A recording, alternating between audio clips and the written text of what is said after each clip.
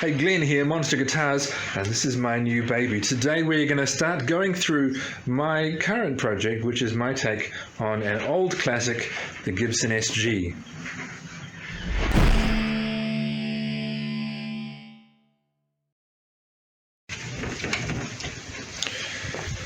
So, there's nothing new under the sun, so they say, and I think that's broadly true of guitars as well.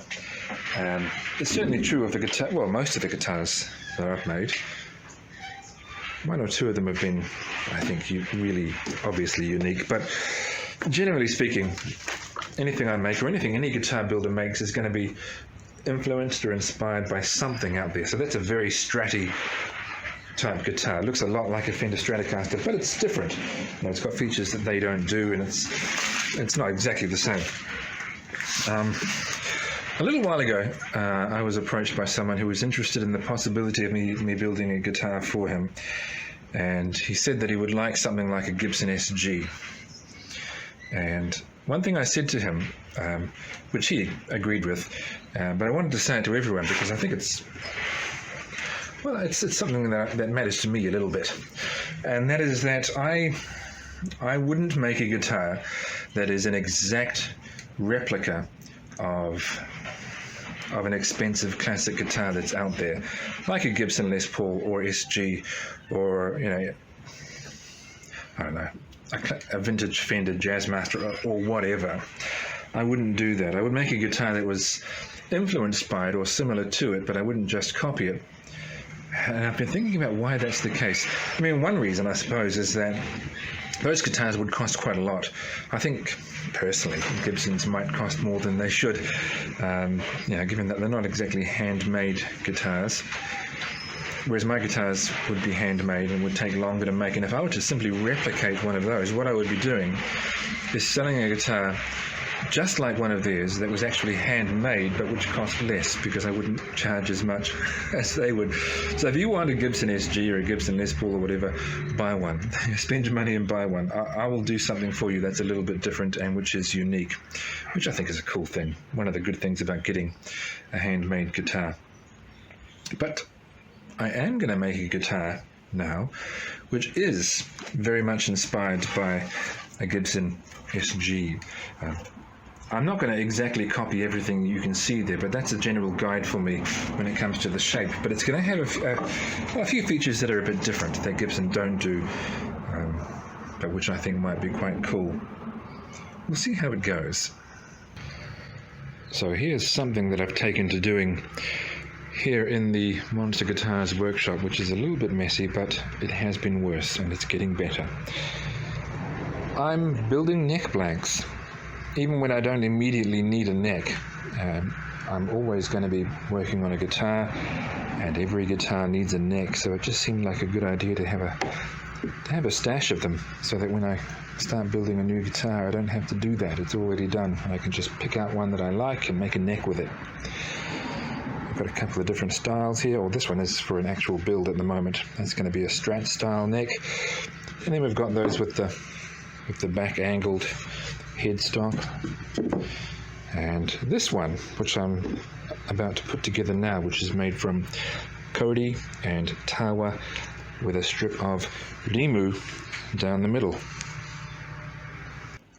Here's a quick tip, and I didn't set out the lighting to record this because I hadn't intended to, but a tip when it comes to creating a scarf joint for the back angled headstock. You'll see that what I've done is I've cut off the piece for the headstock and I've stuck it to the neck using double-sided stick tape so that those two angles become one, or at least they should become one. Chances are they won't be perfect at first. I've seen people, and I've done this in the past and it's worked okay, use a hand plane down that surface to make them match perfectly. That's fine.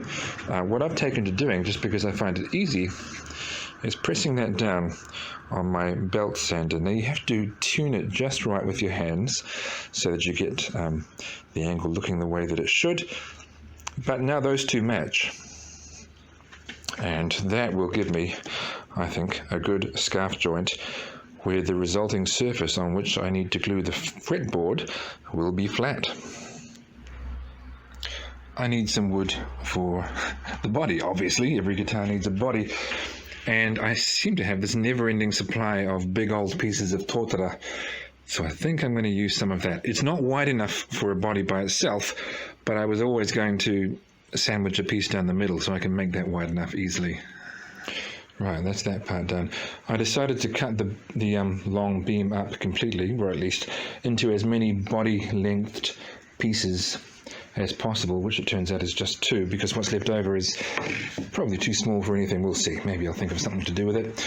Okay, now I've got a piece for a body, which is generously long enough, much too thick, but obviously needs to be thinned anyway because the surfaces are no good for guitars. Well, not for this one.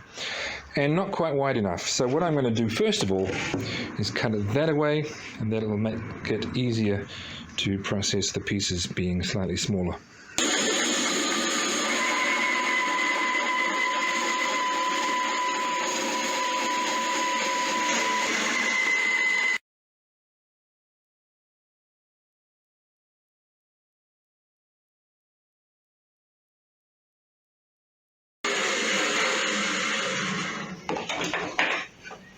Okay, this is really beautiful wood, and you're going to see that soon. I'll take these over to my planer and make them a bit tidier than they are now. Okay, so there is the really nice wood that was lurking within. I see there are holes there, but that's okay. I'll position those on the outside so they'll get cut off. That's the piece I was going to put down the middle. It's already a piece that I've sandwiched with some rimu and tawa. But I can see it's still not going to be wide enough, which is fine. It just means I'm going to have to put a couple more pieces there and make it even more interesting. All right, the wood selection, I believe, is done. I'm going to make something very much like this out of these. I have this little woodworking vise. Venlik is the brand name. I just found it on Facebook Marketplace and bought it. I haven't installed it on a bench yet. Maybe I'll build one or build another one in future and do that. But in the meantime, it is just perfect for laminate glue-ups, like a neck or like something like this. So it's very handy. I might just keep it and use it only for this purpose.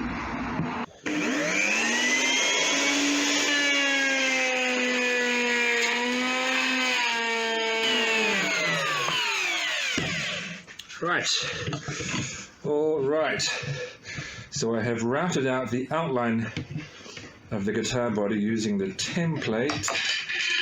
So I'm thinking about this body, and I mean, I've made it correctly, and it is 35 millimeters thick, which is the same as what Gibson do. I don't think I want something that thin. And you can make a body thicker, you can put a back on it, or you can put a top on it. Which one will I do? I'm not sure yet. Back in the day when I first started building guitars, I went out and bought a nice piece of wood. This piece of sapele, which is an African timber.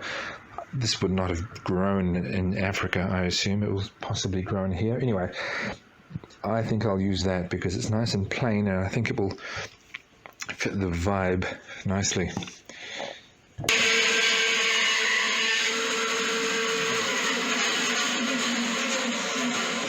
Relatively new blade is just great for resawing a piece of wood like this.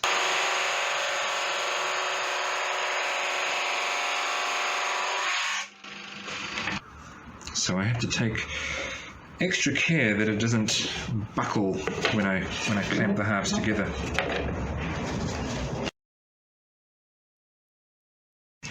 Apply negligible pressure just to get the glue to begin to squeeze out a little.